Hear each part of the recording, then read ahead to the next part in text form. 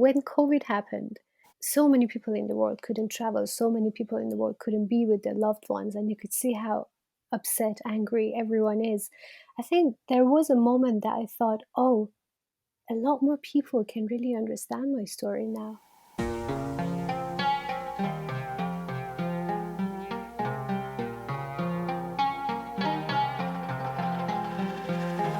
Hi, I'm Isabel Hogar, and this is Borderline. How much time does it take you to plan a foreign trip? No, don't think about the pandemic. Cast your minds to the before times. If, like me, you carry an EU passport, it takes no time at all. You could have an annoying meeting on a Friday, leave the office, pick up your phone, and take your mates to Madrid. You'd be there that night. Yes, I can't wait to return to that life. If you're American, distances are a bit longer, but they're not much more formalities. Now, if like my friend Selda Shamloo and her family, you hail from Iran, you carry a passport that ranks 193rd on the list of passport power, just ahead of Yemen, Pakistan, Somalia, Syria, Iraq, and dead last, Afghanistan. Only 4 countries let Iranians in without a visa, and those that require a visa simply do not grant them. So today I'm talking to Selda about passport privilege, about what that's like to live without the freedoms that many of us take for granted, and how you keep a family together regardless. All right, let's dive in. I thought we should start by you telling me a bit about where you're from and what it was like growing up in Iran. Sure. I'm from Iran and I was born in Tehran in the 80s. Anytime I think back, I've got just really amazing childhood memories of family together, going out to the park, all the things that you do as a child. Anytime I go back these days, I think those streets, the tall trees, that kind of community feeling still comes back from really young age. And then, yeah, I think probably throughout my older age, I think, because I left Iran when I was about 23. Again, it was a very happy time for me personally, going to school, going to university there, having really close friends. But obviously, that there were situations in Iran that you kind of didn't agree with certain things that the government would kind of impose on you, being like headscarf. For example, for me personally, I didn't believe in it, but I had to wear it when I go to school or I had to wear it when I go to university. But I think that that was probably the only thing that you kind of felt like you're not being your true self. Overall, thinking back is just generally lots of good memories and lots of culture and music and dance and all of that. What's Tehran like as a city? I've never been there. You haven't? No, I wish. How do I describe it to you? It's quite a big city actually. So I'd say maybe London reminds me quite a lot of Tehran. I live in London right now, and there are a lot of big motorways, lots of tall trees that actually go back to really old ages. What kind of trees? Oh gosh, don't ask me the name of them. I'm not good at them. City girl, huh? Totally. God, what kind of trees? Is pine nut? Am I right? Is pine nut a tree? Pine is a tree, yeah. Pine I is a mean, it's a tree. family of trees. There are many kinds of pines, but yeah. Actually, some kind of pine, I would say. But oh my Did you God, collect the pine nuts? yes, I used to actually when I was little. I Me used to. too. Me Oh, too. In the south of France, it was a thing. Yeah. oh wow, I loved them. And then I think I honestly don't ask me the name of the trees. I'm so bad at them. But there were the leaves that look like the palm of your hand. I don't know which tree that belongs to, but I remember seeing a lot of those on the ground, especially in autumn. You see all different colors of them. Tehran has lots of little cafes and lots of shops, restaurants, really, that you can actually go and sit and eat. I think it's one of the main things that people do these days because, as you know, we don't have pubs or bars in Tehran. The good thing is the weather as well, because you get the 4 seasons. So you get really nice weather in the spring where there's lots of beautiful blossoms and greenery, and then the winter you get your snow most of the years, I would say. I remember my childhood memories actually from the snow is just like staying out till really late, trying to make something out of the snow, and my dad shouting out the window for me to make sure I go in, I don't catch a cold. I wouldn't want to let go of the snow. I don't know if I pictured a good picture of Tehran No, for you you, but did. yeah, that's it. So what made you leave? When did you go to the UK and why? I think my reason was just experiencing something different. At the time, I didn't really know where specifically I want to be. I had nothing specific in my mind, but I wanted to experience something new. And the good choice was for me to come to the UK where I had family. So I had my uncles in Scotland. It just was easier to know that you've got a support network already somewhere, which was Scotland. And I decided to go there. My intention was never to stay as long as I did. So I didn't know when I would come back. I didn't know what I would experience. I think I just left it open for myself to experience and see what comes next. But yeah, I stayed. I stayed for 15 years after.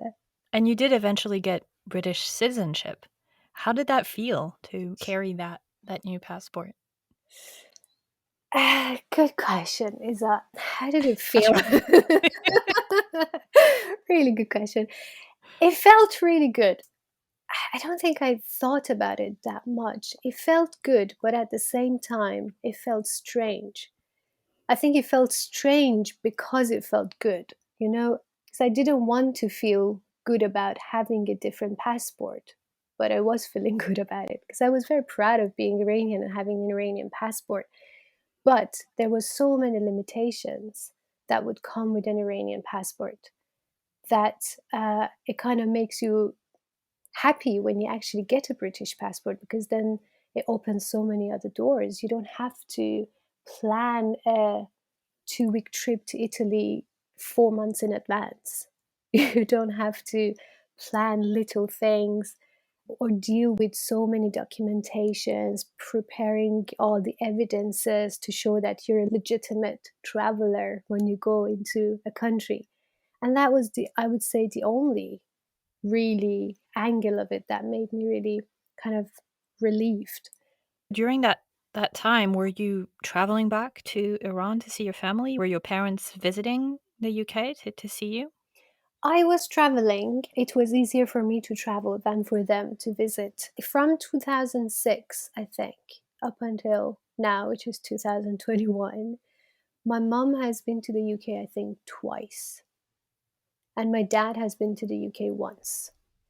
So, and the reason for that is just challenges that was on the way to get visa for them to prove that they're legitimate travelers, they're going to go back to Iran in time, all the paperwork involved, the fact that the embassy was closed actually for a period during this time, and it was difficult for my parents to travel to another country to get a Mhm. UK visa. They had to go to either Turkey or Dubai to be able to get that visa, and it was difficult for them. So we didn't even try and get visa. So I would go once a year when my work holidays allow to visit them. And that, as you know, can be difficult because you generally get 25 days. And I'm, I think, lucky enough to get 25 days actually holiday during the year. But 2 weeks of that at least was always kind of banked for me to go back to Iran and see them. And that is not a holiday, really. It's just the time, very, very short time in a year for you to try and catch up on everything that you've missed throughout that year. I used to go back at least once a year to try and keep that connection. And I have a very close relationship with my mom, and also when my dad was alive. The three of us as a family, we've been very close. We've gone through so much together. So it was very important for me to keep that connection, and it was important to at least make a visit once a year. And I would try and make it happen whenever I could. What was it like when your parents visited? Because they did visit at least once in the Yeah. UK. What did you do? What was it like? Okay, I think I tell you my dad's visit because I mean, I tell you about mom as well, but dad's visit was a very, very interesting one because it was the first time for him actually coming outside Iran, to not outside Iran, as in like maybe a bit further out than the neighbor countries. And it Wow. was And after how old was he at the time? he was 2010, so that would have been, I think he was almost 70. Wow. And he hadn't had a chance to really fly beyond No, the no, region. no, he hadn't. I think he was just basically, again, the whole visa situation. You would really need to have like, I don't know, either family who invites you to go to certain countries, or really like spend time to plan a holiday in advance. And I needed to be the person to do it. So yeah, I think we just had to prioritize things um, for them to visit anywhere. And the priority would have been obviously coming to the UK. So yeah, I think he actually came here in September to 2010, and he stayed until November.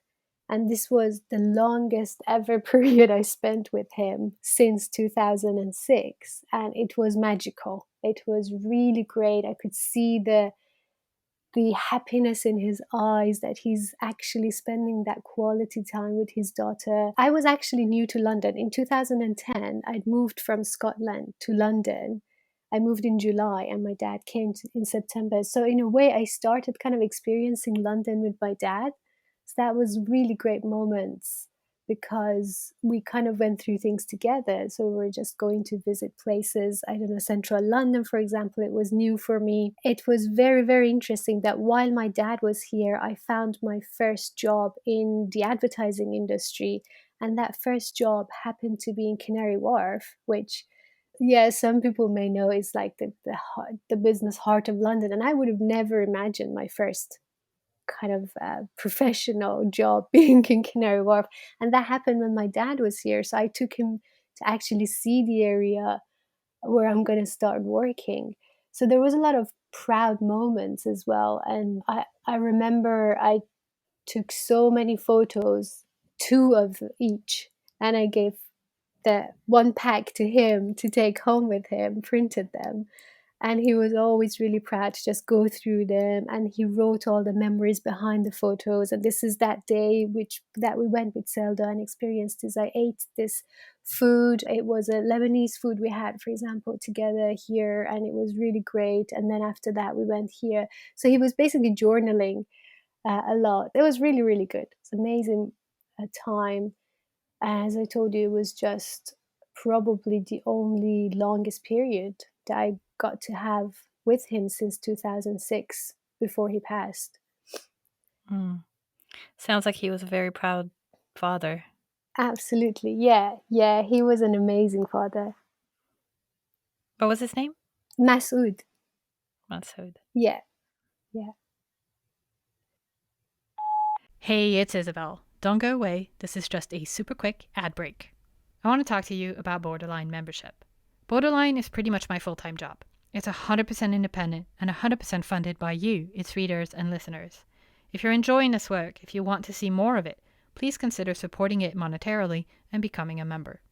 Borderline members get every episode 48 hours early, sometimes with unedited interviews or often in a longer version with interesting things saved from the cutting room floor. They get an exclusive weekly newsletter with a curation of things worth paying attention to in a global citizenry, and they get a weekly Zoom call with me and other global citizens to dive in deeper or just hang out among friends. No pressure, no obligation, but I'm there every week. To join, simply sign up for the newsletter on Substack and choose the paid subscription option.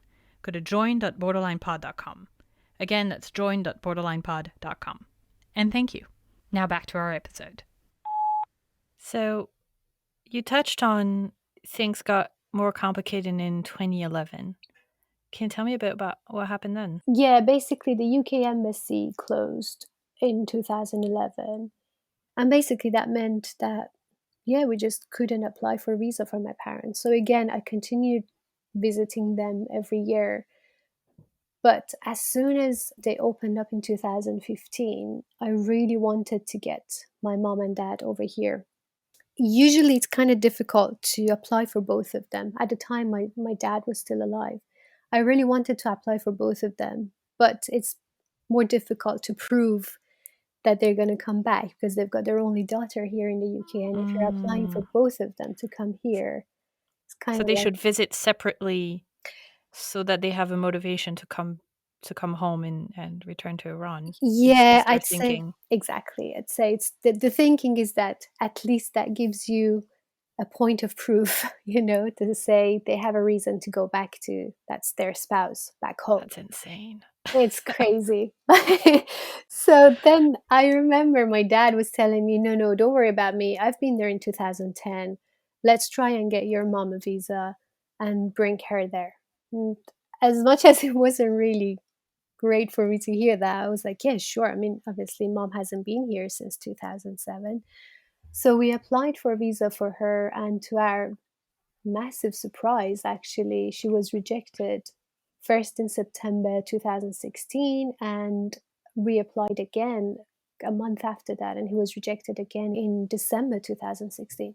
What justification did they give you for that? So the problem with the reasonings behind it is that they try and like give you reasons on the rejections, but their justification is going through the documents that you send them, the financial documents, and knowing you're the only child. They basically tell you that they're not satisfied that you have enough reason that you go back to Iran. And I think one of the reasons, obviously, is the economical situation in Iran, which is out of everyone's hand, is very, like, very, very much impacted by the political situations and everything. But then it just affects individual lives like this. That, okay, the economy is not stable, but it doesn't mean that my parent, for example, or so many more people there can't afford their lives. They are living their lives. They're living quite stable lives, actually, back home, and in many cases, even happier lives than some other people in some other countries. But you just have to kind of prove that they do have that reason to come back. I think, in a way, the default thinking by the Home Office is that everyone hates living in Iran. They're not happy with the situation they have. They're going to come to a Western country, get amused by everything, and then they're not going to go back, which is really not the case. I mean, my parents, thankfully, again, were lucky enough that they had good life, they had a stable life, and that was proved through the documentation sent to the Home Office. So their reasoning was, we're still not satisfied with what you've given me. And then as long as the person in charge of your application is not satisfied, then that's it. Basically, they say, I'm not convinced with what you've given me. Even everything that you've given them is actually legitimate, backed up with all the right data that they need to see. So, yeah, that was both reasonings. And they specifically pointed out some investments that my mom had in the bank at the time. And you have to just keep proving it to them that that money actually belongs to them. Now, how do you find all those documentations to prove to them? That's another whole story, to kind of like talk to a solicitor, try and find the links between different banks that my mom kind of took the investment from her personal bank, put it in a joint account with my dad, and then try and prove it that this is actually her money that she's had for 25 years. It's a whole story. So she was denied twice in a few months in 2016. Does that have an impact? Like, is there a black mark against you? Like, can you keep applying again and again until they say yes? Or Yeah, no, you're right. It does actually have a negative impact because obviously, the more rejections you have, next time that you apply, you have to actually mention them and tell them that you have been rejected. Obviously, that's on the file, and the more rejections you have, the less likely you can get a visa next time. So yeah, that that does have a negative impact, and it's not just for the UK. If she wants to apply for any other visit visa to any other country that needed visa for an Iranian, she would face the same situation. mm. So you didn't try again for a while, did you? No, well, the reason was, I think that period that my mom was rejected, we were hearing a lot of rejections actually coming from Home Office specifically towards Iranians. And I think, yeah, again, there was a lot of political, economical reasons at the time behind it, but um, we knew that we can't. risk it again and apply again.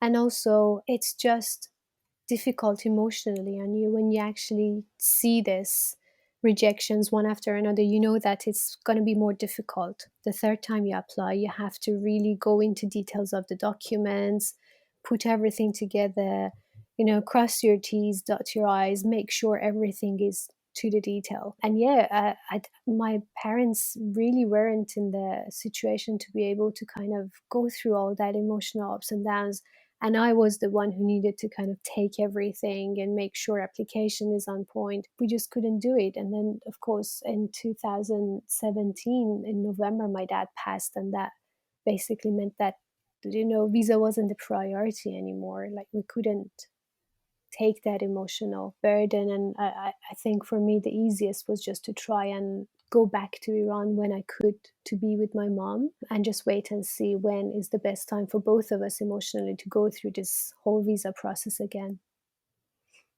Mm. And so you decided that that time was 2020, is it, when you applied again?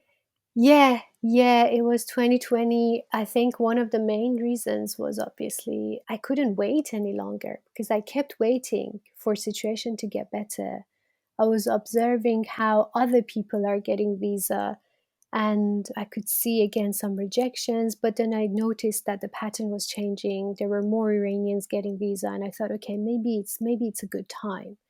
But also, COVID happened as well, and I really wanted to be able to have a chance to have my mom here in the UK with me because I couldn't go visit her as much as I wanted, which was more than once a year. I wanted to be with her, but I couldn't.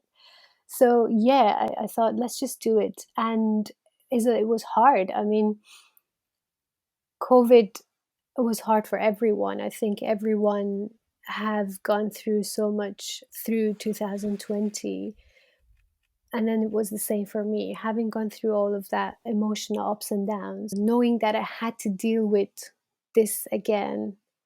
It just wasn't easy for me. I think I dwelled on it for a couple of months before even starting it. And I knew that I had to talk to a solicitor because it was too risky to do it on my own again and having another rejection. The whole process of talking to a solicitor was very, very useful. I'm glad we actually worked with a solicitor, but it was very energy consuming. And I wasn't mentally in the best place to go dig into all the details of why I need my mom here so much. Why do I have to actually really prove it to these people? It's just basic human rights, why do I have to really do this now? But I had no other choice. I had to do it. Otherwise, there was no other way for me to get her here. Mm. And the response that you got, can you read it to me? I think you have it handy. Yeah, let me actually. So, yeah, dear Sir Madam, your application for a visit visa to the United Kingdom has been refused. What this means for you: any further UK visa application you make will be considered on their individual merits. However, you're likely to be refused unless the circumstances of your application change. In relation to this decision, there is no right of appeal or right to administrative review. So that's the top line. But obviously, they go into details of why they think they should have rejected her. And yet, there's just so many errors in calculations, in just basic rights that they're trying to justify here. So no right of appeal. That's interesting. That's Yes, it. That's You don't get to make your case. You just know, and that's it. that's it. So I was really lucky that I worked with a solicitor on this because I was raged. I was so angry. I was feeling so many emotions when this response came through. I hadn't felt discriminated against in personally in any shape or form, even with all the um, you know visa situations, all the limitations that an Iranian passport brings. I personally hadn't felt being discriminated until this point. It kind of hit me in the face, and I really felt that I'm being discriminated against just because someone can't accept the fact that my mom's situation is legitimate and all the information we're giving them are legitimate and are right, and she has a comfortable life in Iran, and she will go back to Iran. They just decide that they don't want to give her visa. So yeah, the, the the solicitor I worked with basically told us that we have two ways to go forward. One is again to apply, which was, to be honest, stupid, and we knew that we were going to get rejected again. The next one was actually judicial review, which means taking Home Office to the court. So if we are very sure of our case, that is the best way forward, to just tell the Home Office that no, we don't take this, you're not allowing us any right of appeal or anything. We want to take this situation to court, and we think you should give my mom visa, which is what we did. But again, thinking about the whole process of taking Home Office to court was another burden, honestly, for me. Coming in December 2020, I remember talking to my boyfriend at the time. I was telling him, I just emotionally can't do this. But I knew I had no other choice, and we had to go ahead with it. So yeah, just preparing all the documentations, what is called pre-action protocol, which is a series of steps that you take to take a person, or like Home Office to court.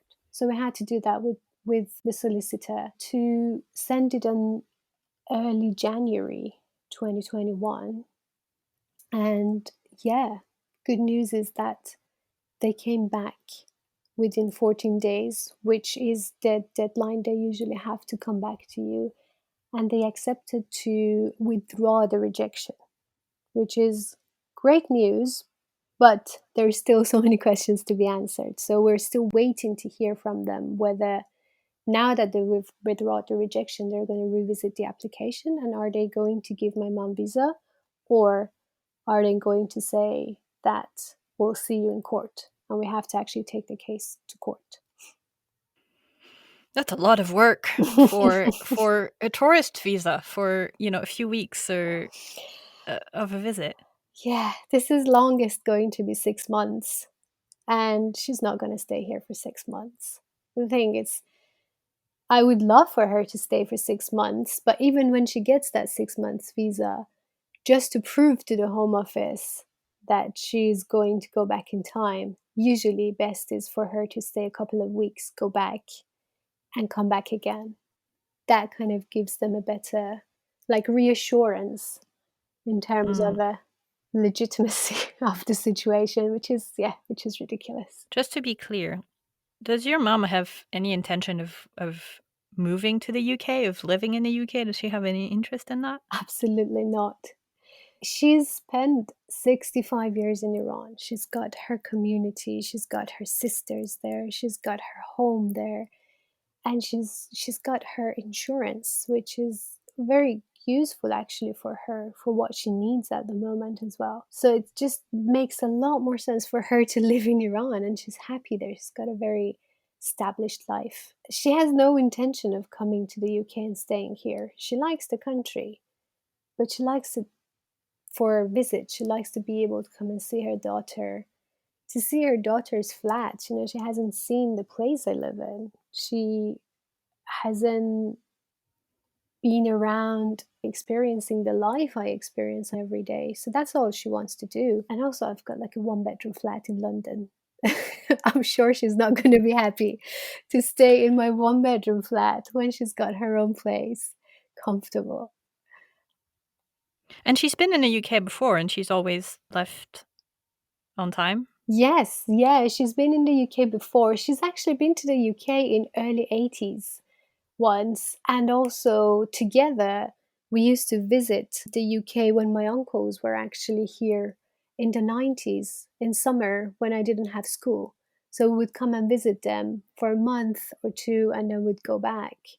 And also when I was in Scotland, when I moved to study, then she did come twice, just stayed for a month or so, and then she went back. So she never overstayed her visa. She never had any immigration issues or anything with any country or the UK.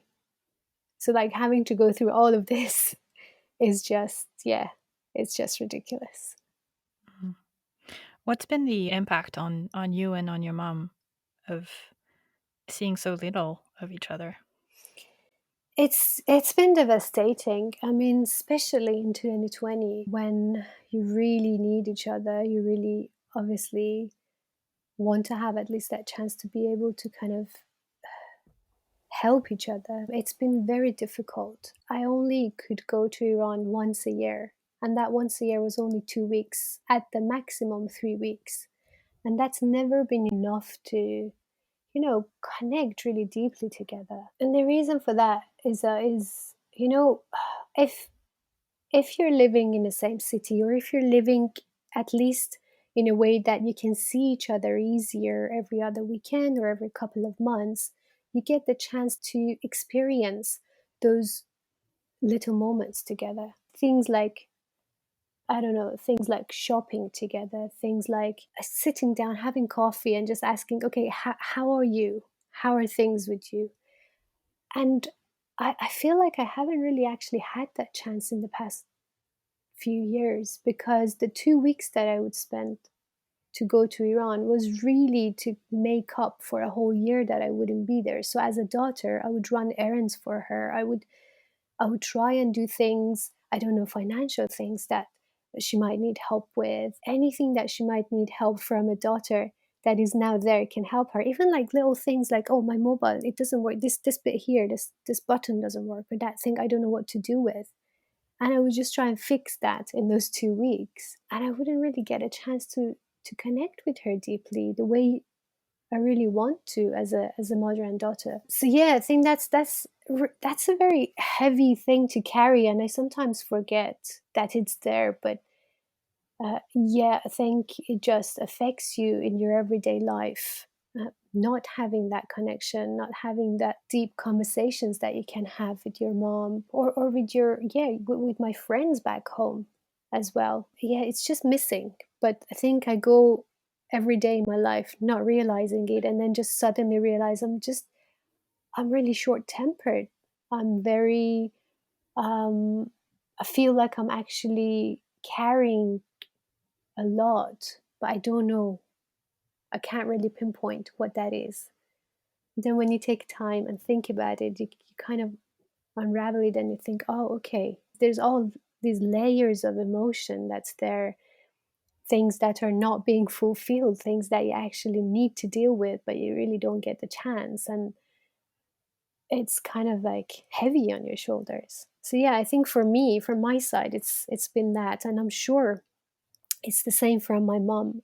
But again, as I told you, I don't really get the chance to ask her how she is that deeply. I try and do it sometimes over FaceTime, and I know she opens up to me sometimes, but it's not the same as, holding her hand and letting her talk about it. Like, for example, actually, we managed to go to Turkey a couple of years ago. And the reason actually we did that was, instead of me going to Iran, I organized a trip for us to go to Turkey to actually get this chance. And it was one of 1 week that just meant so much to her. Just seeing her happy, smiling, just her eyes shining when we'd go shopping together, things that she would love to experience with her daughter. And it felt like she hasn't experienced it for so many years, for like over 10 years. And now is the chance. There's 5 days, there's 6 days that she can literally do these little things with her daughter. I think that was when I really realized what I've missed, and how different my experience is maybe to so many other people, where they have that opportunity to be with their parents when they want to. Yeah, I think that really hit me then. Have you ever thought about just giving up and returning to Iran, giving up the immigrant life? Yeah, yeah, I have. And I still think about it. I think there's two things. I mean, there's one thing at the back of my mind, that obviously my mom's gonna grow older. Hopefully, she's gonna be healthy to be able to do her thing. But you never know. You never know what life brings. So that is always at the back of my mind, that I don't know, maybe there comes a point that I have to drop everything and be there for her. And I'm open to that. I just don't know what to expect. Intentionally, would I ever go back to Iran? I have thought about it. I think even more so during 2020 with COVID. Just the importance of family, the importance of having that network of people around you. I think it was highlighted for me this year. And yeah, I have thought about it. I don't know whether I do it. I don't know when I'll do it, but I'm not close to the fact. I know it's going to be difficult. And when I think about it, to me, it's another immigration because I haven't lived in my own country for 15 years. And Iran, it's a developing country. So things change so quickly. You go this year and then you go next year. So many things have changed, even in like the look of Tehran. There is 1,000 more cafes that have popped out. People, the way they work are different. The economy has changed so much. So there's so much for me to just try and catch up on that when I think about going back to Iran, it is another immigration for sure. I have to rebuild things. I have to rebuild a life. So yeah, I think in that way, I'm a bit worried about it. I'm a bit afraid of it, but I know that it could be inevitable at some point in my life. And I don't know, in a couple of years, I may think about going back to Iran if I know I can do anything there that would kind of give back and still keeps myself happy as well. I think I would do that. I tell you one thing though, it may sound very selfish, but it doesn't come from a selfish place. But when COVID happened, and obviously so many people in the world couldn't travel, so many people in the world couldn't be with their loved ones, and you could see how upset, angry everyone is. I think there was a moment that I thought, oh, a lot more people can really understand my story now. They actually can't go and share moments with their loved ones. They can't be with loved ones in Christmas, for example. They can't be with their loved ones during their birthday. I, it kind of, I did think about that and I was like, oh, maybe a lot more people now understand it. That's interesting. It's not, it's very sad that so many people had to go through it, but I think for me it was like, oh, this is just same thing I've been dealing with for 15 years. It's nothing new to me. And that was for a reason to keep us safe this year, not to see each other. But the reason for me not to be able to see my mom, I never figured out what it was. Just borders. Just something that we built and called borders. I can't really think of any other reason. If you want to understand how a family that so easily traveled, even migrated to the UK in the 80s, the 90s, and as recently as 2007, finds itself suddenly treated like an enemy of the state, you need to understand, yes, the British-Iran relationship, though that was never particularly sunny, but also the hostile environment policy of the Home Office, which has made being difficult to immigrants especially, and travelers, into a policy and an art form.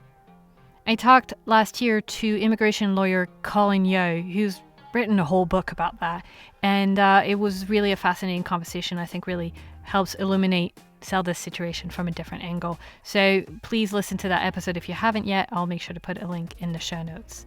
Thank you for listening. Please share the podcast around you with the global citizens in your life and join as a member to help keep this alive. You'll find everything you need at borderlinepod.com. A big thank you this week to Selda Shamloo and to new member Marcus Whaley. I'm your host, Isabelle Hogol. Music is by Offshane. Borderline is a One Lane Bridge production.